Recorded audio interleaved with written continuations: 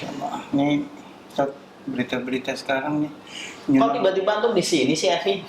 Saya kan dari tadi, San. Pakainya sama aja terus. Iya. Mengenai kemarin, San. Oh gitu Kan ya. zuhud, San. Oh, zuhud ngomong. Riak dong. Astagfirullah. Ustaz, ini di berita nih, Ustaz, lihat-lihat soal new normal terus, Ustaz. New normal. Kayak Normal yang baru. normal yang baru.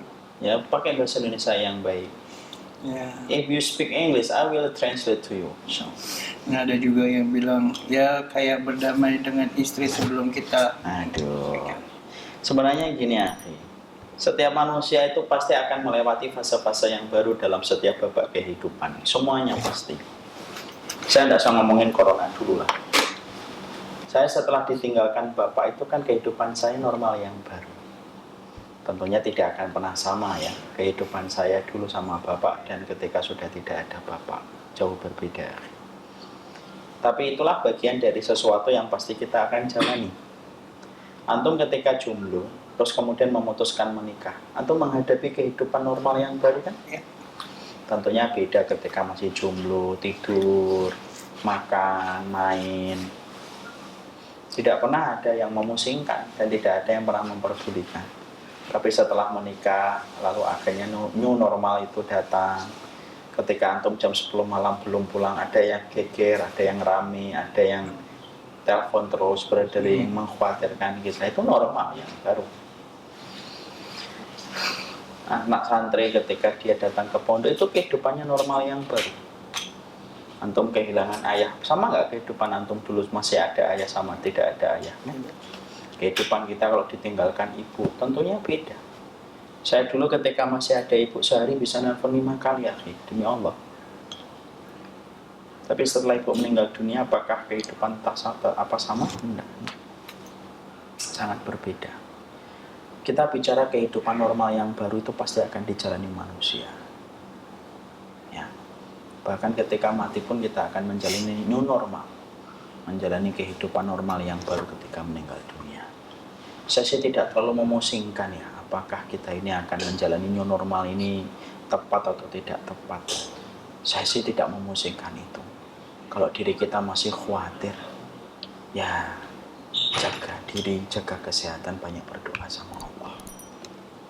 Bagi yang merasa bahwasanya dia bisa beradaptasi dan bisa bertransisi di masa new normal ini, ya silakan. Yang terpenting adalah bagaimana kita menjaga diri kita dan keluarga kita. Karena kalau kita berharap kepada keputusan manusia itu selalu membuat kita sering tidak merasa puas. Biarkan bahwasanya kita itu bersandar kepada Allah. Ali bin Abi Thalib itu berkata, aku pernah melewati kegetiran dan kepahitan hidup, dan di antara semua puncak kegetiran hidup kalau kita berharap kepada makhluk dan tidak berharap kepada Sang Khalik. Ya, memang keadaannya memang sekarang ya dikatakan sulit, ya sulit. Tapi dikatakan super sulit juga tidak. Selalu ada harapan di balik setiap ketidakpastian satu hal. Harapan itu harus kita tumbuhkan.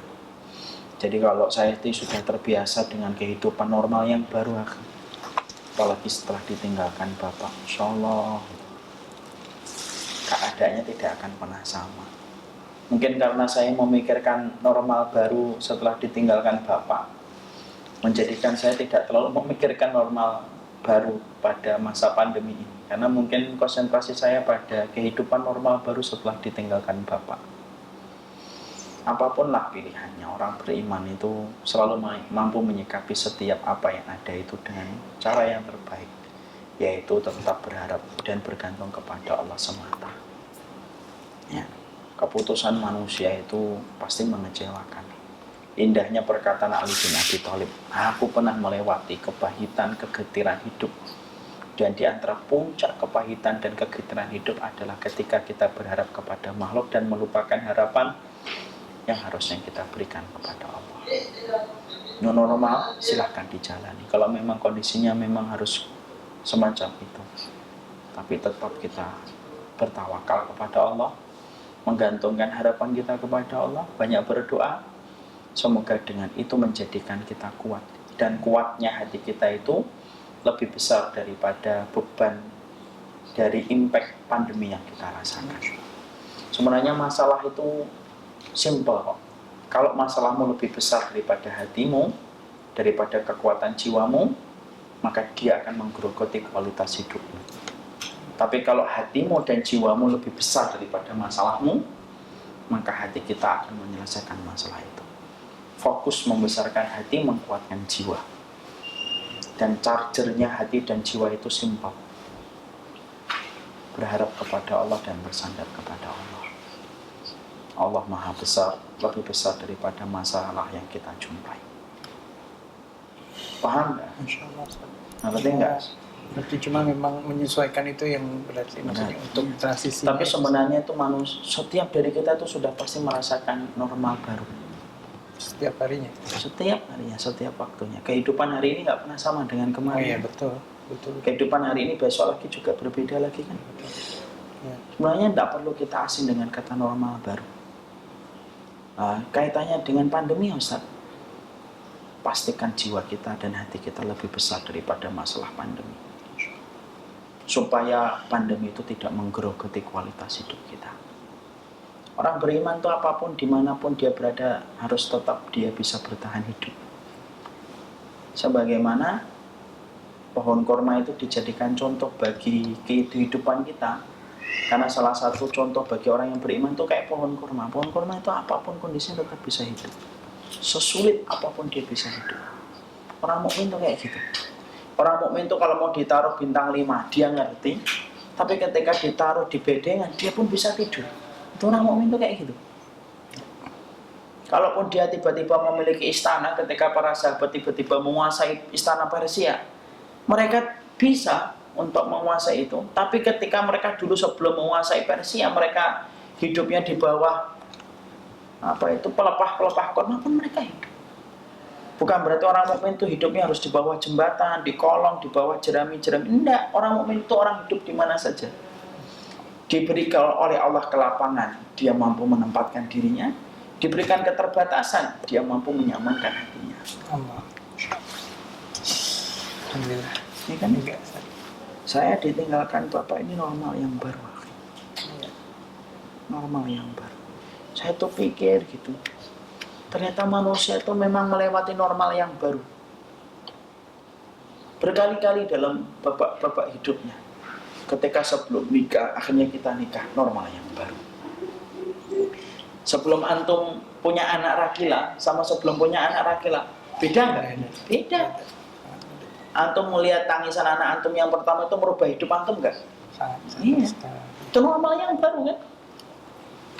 Tiba-tiba kita ditinggalkan bapak yang kita cintai, yang kita ingin membalas kebaikannya. Kita harus menghadapi normal yang baru lagi. Tiba-tiba ditinggalkan ibu, normal baru lagi. Saya dulu ketika ditinggalkan ibu itu kayak runtuh ya, kayak kiamat kecil gitu. Tapi masih ada pegangan saat itu bapak. Normal baru betul. Setelah bapak saya meninggal 27 Ramadan itu, ya Allah, normal baru lagi. Setelah 5 tahun bersama setelah meninggalnya ibu saya, normal baru pasti akan dilewati manusia. Allah alam bisa. Semoga Allah memberkahi orang tua kita dan semoga kulit-kulit mereka diharamkan dari api neraka insyaallah, dan semoga setiap muslim menghadapi pandemi ini dijadikan hatinya dan jiwanya lebih besar daripada pandemi yang Allah turunkan. Barakallahu fikum. Sallallahu ala nabiyina Muhammad walhamdulillahi rabbil alamin. Semoga kita termasuk orang yang paham. Orang mukmin itu apapun kondisinya dia mampu menempatkan dirinya. Assalamualaikum warahmatullahi wabarakatuh. Waalaikumsalam.